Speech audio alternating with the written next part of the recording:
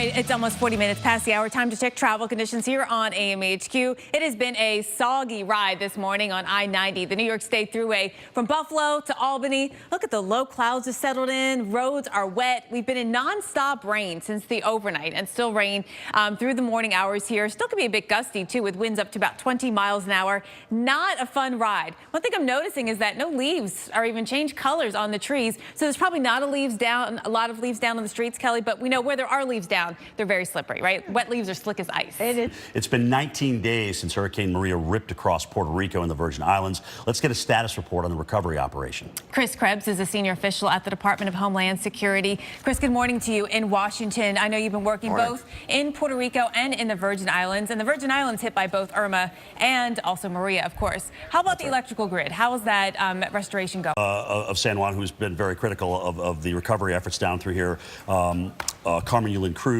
tweeted this weekend, quote, "We need water," end quote. Why 19 days after the storm isn't there enough adequate drinking water?